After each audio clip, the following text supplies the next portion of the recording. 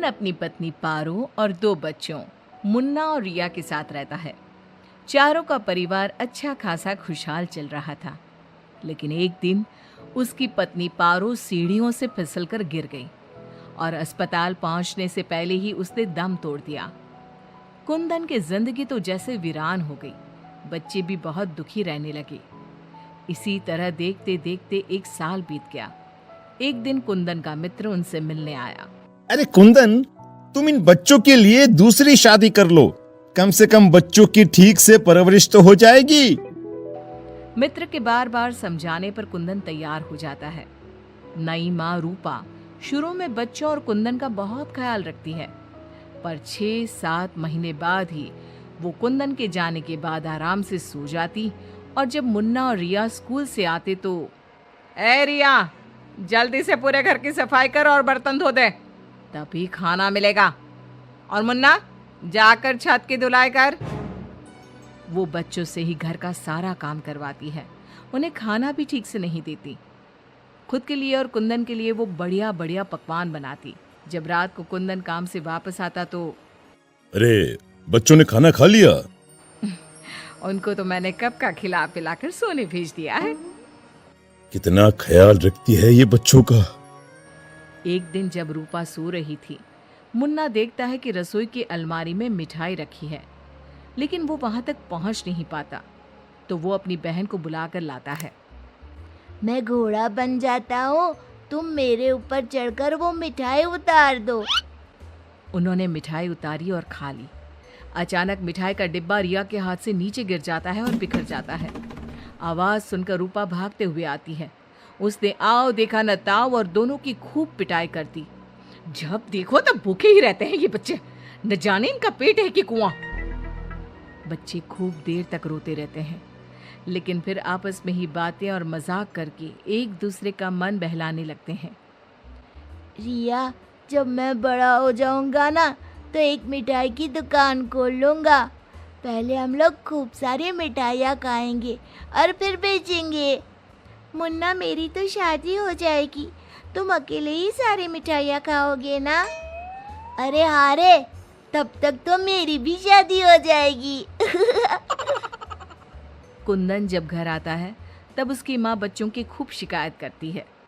अरे बच्चों, तुम्हारी माँ तुम्हारा कितना ध्यान रखती है, आखिर क्या कमी है तुम दोनों को?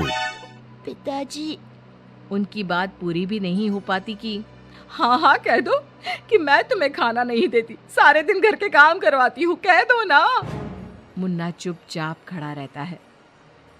अब तो हम दोनों को पिताजी से बात भी नहीं करने देती। नहीं माँ। मुन्ना और रिया बहुत दुखी होते हैं। रात को इन बच्चों ने नाक में दम कर दिया है, तुम इन्हें लेकर जाओ और कहीं जंगल में छोड़कर आओ। अरे ये क्या कर रही हो तुम? ये दोनों मेरे जिगर के टुकड़े हैं, इनके बिना मैं कैसे रहूंगा? कुंदन को बार बार समझाने पर भी जब वो नहीं मानता, तब उसे एक उपाय सूझता है। कुछ दिनों तक वो बच्चों के साथ खूब अच्छे व्यवहार का नाटक करती है। बच्चे खूब खुश रहते हैं। एक दिन, सुनो, जल्दी से नाश्ता लगाओ, मुझे 2 दिन के लिए शहर जाना है। रूपा बहुत खुश होती है। वो सोचती है कि ये तो बच्चों को जंगल में छोड़कर आने से रहा, मैं ही इन्हें छोड़ आती हूँ। कुंदन के जाने के बाद, बच्चे चलो, आज हम तुम्हारी नानी के घर चलते हैं। बहुत देर तक चलते चलते जब वो सब घने जंगल में पहुंच जाते हैं तब, माँ, इधर का नानी का घर है, लगता है हम रास्ता भूल गए हैं। अच्छा, तुम लोग यहीं रुको, मैं रास्ता पूछकर थोड़ी देर में आती हूँ। हाँ, ये कहकर रूपा उन्हें वहीं छोड़कर चली जाती है। बहुत देर हो जाती है और रूपा वापस नहीं आती तो, माँ कब आएगी भैया? इस तरह सुबह से शाम हो जाती है। जहाँ एक तरफ बच्चे जंगल में अपनी माँ का इंतजार कर रहे होते हैं, वहीं दूसरी तरफ रूपा घर में आराम से बैठी थी। इसी तरह 2 दिन बीत जाते हैं और 2 दिन बाद कुंदन जब घर वापस आता है तो, बच्चे कहाँ हैं? मैं उन्हें जंगल में छोड़ आई। ये तुमने क्या किया रूपा? बच्चे बेचारे जंगल में अकेले कहाँ भटक रहे होंगे? क्या किया तुमने ये? देखो, अगर तुम्हें अपने बच्चों की इतनी ही चिंता है ना, तो जाओ तुम और उन्हें ढूंढते रहो। कुंदन बच्चों को ढूंढने की बहुत कोशिश करता है, पर बच्चों का कुछ भी पता नहीं चलता। कुंदन बहुत दुखी होता है। अब वो हर रोज काम पर जाने के बहाने जंगल में बच्चों को ढूंढता हुआ भटकता रहता है। रूपा के जाने के बाद बच्चे रोते रोते आगे बढ़ने लगते हैं। माँ बड़ी चालाकी से हमें जंगल में छोड़कर चली गई। अब हमें रहने के लिए कोई ठिकाना ढूंढना ही होगा। अब तो अंधेरा भी घिर रहा है। आगे जाते ही उनको एक झोपड़ी दिखती है। बच्चों को थोड़ी आशा बनती है। दोनों भागते भागते वहां पहुंचते हैं और झांक कर अंदर देखते हैं तो एक बुढ़िया चरखे पर सूत काट रही थी। उसके शरीर पर सफेद वस्त्र थे। अंदर का माहौल बड़ा डरावना लगता है, पर बच्चों को तो कोई आसरा चाहिए था। वो दोनों दरवाजा खटखटाने लगते हैं। तभी वो बुढ़िया पीछे मुड़ती है। बच्चे जैसे ही उसे देखते हैं, उनके शरीर के अंदर भय से एक अजीब सी सिहरन दौड़ जाती है। माथे पर बड़ी सी लाल बिंदी, आंखें सुर्ख लाल और बाल भी अस्त व्यस्त। जैसे ही उसकी नजर मुन्ना और रिया पर पड़ती है, उसके चेहरे की रौनक बढ़ जाती है। वो बड़ी प्रसन्न होकर कहती है, आओ आओ बच्चों, मैं तुम्हारी दादी जैसी ही तो हूँ, आ जाओ। बच्चों को प्यार से वो घर के अंदर बुलाती है। बच्चों के लिए खूब सारी मिठाइयाँ, फल और बिस्किट ले आती है। बच्चे तो पहले से ही भूखे थे।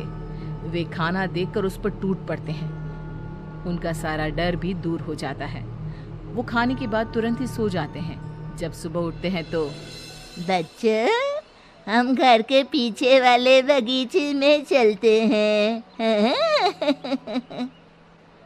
वहाँ बहुत सुंदर फूलों का बगीचा था। मुन्ना और रिया वहीं खेलने लगते हैं। बुढ़िया अंदर चली जाती है। तब तक मुन्ना की नज़र एक गिलहरी पर पड़ती है, जो एक कोने में दुबकी हुई थी। मुन्ना उसे प्यार से अपने हाथ में उठा लेता है। तभी गिलहरी इंसानों की आवाज़ में बोलती है, बच्चों, तुम लोग यहाँ से भाग जाओ। ये बुढ़िया एक खतरनाक चुड़ैल है। तुम्हें खिला पिला कर पहले मोटा करेगी, फिर पिंजरे में डाल देगी। सभी बच्चों को ये जादुई छड़ी से पशु पक्षी बनाकर बगीचे में रख देती है। एक एक करके अपनी जादू की छड़ी से सबको बेहोश कर देती है और कढ़ाई में तेल गरम करके पकोड़े बनाकर खा जाती है। इसके पास एक आदमकद का पिंजरा है। ये खुद उसकी सफाई करती है। ये कहकर गिलहरी जमीन पर कूद जाती है। जब दोनों घर में जाते हैं तो देखते हैं कि बुढ़िया पिंजरे की सफाई कर रही थी और उसके मुंह पर खून लगा था। बच्चों को देखते ही अपना मुंह पोंछने लगती है वो। रिया चारों तरफ जादू की छड़ी ढूंढने के लिए नजर दौड़ाने लगती है। अचानक उसे जादू की छड़ी दिखाई देती है और वो दोनों लपट कर वो छड़ी उठा लेते हैं। जादुई छड़ी, पिंजरा बंद कर दो। पिंजरा बंद हो जाता है।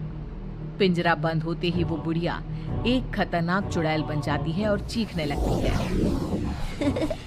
दादी, आज तुम भी पिंजरे में बंद होने का मजा उठा लो ना। दोनों हंसते हैं। दादी दादी, यही वो जादुई छड़ी है ना, जिससे तुम सब बच्चों को चूहा, बिल्ली और गिलहरी बनाती हो। बोलो, तुमको क्या बनना है? मुझे बाहर निकाल, वरना मैं तेरा खून पी जाऊंगी। छड़ी मेरे हवाले कर दे। दादी, पिंजरे में कुछ खाने को दो। ये लो, तब तक आम की गुठलियां चूसो। इनमें अभी भी बहुत रस बचा है। दोनों आम की ढेर सारी गुठलियां पिंजरे में फेंक देते हैं। एक बार मैं बाहर आ जाऊं ना, तुम दोनों के पकोड़े बनाकर चबा जाऊंगी। जे काली कलकत्ते वाली, तेरा वचन न जाए खाली। जादुई छड़ी, इस चुड़ैल को मछली बना दो। जादुई छड़ी, एक बड़े से कढ़ाई में तेल गरम कर दो। जादुई छड़ी चुड़ैल को मछली बना देती है। दोनों उसे उठाकर एक बाल्टी में डाल देते हैं। कढ़ाई में तेल गरम हो रहा होता है। मुन्ना और रिया दौड़कर बगीचे में जाते हैं। वहाँ बहुत सारे जानवर और पक्षी होते हैं। जादुई छड़ी, इन सारे लोगों को इनके असली रूप में बदल दो। तभी सारे जानवर और पक्षी बच्चों में बदल जाते हैं। सब कमरे में आ जाते हैं। हमें इस चुड़ैल ने बहुत तड़पाया है, चलो आज इसको मजा चखाते हैं। जादुई छड़ी, इस चुड़ैल को पिंजरे में डालकर फिर चुड़ैल बना दो। पिंजरे में कैद होकर चुड़ैल फिर चिल्लाने लगती है, ये सारे के सारे शैतान कैसे यहाँ आ गए? जैसे तुम पिंजरे में बंद हो गई वैसे ही हम सब भी यहाँ आ गए। सभी बच्चों ने पिंजरे में ठंडा ठंडा पानी फेंकना शुरू कर दिया। चुड़ैल पहले तुम नहा लो, फिर हम तुम्हें मछली बनाकर पकौड़े बनाकर खा जाएंगे। सभी बच्चे ताली बजाकर खूब हंसते हैं। बच्चों मुझे माफ कर दो, मैं कभी ऐसा नहीं करूंगी। एक बार मुझे पिंजरे से निकाल दो। दोस्तों, क्या हमें इस चुड़ैल की चिकनी चुपड़ी बातों में आना चाहिए? नहीं, बिल्कुल नहीं, नहीं, बिल्कुल नहीं। मुन्ना जोर से छड़ी फटकारता है। जादुई छड़ी, इस चुड़ैल को मछली बनाकर कढ़ाई में डाल दो।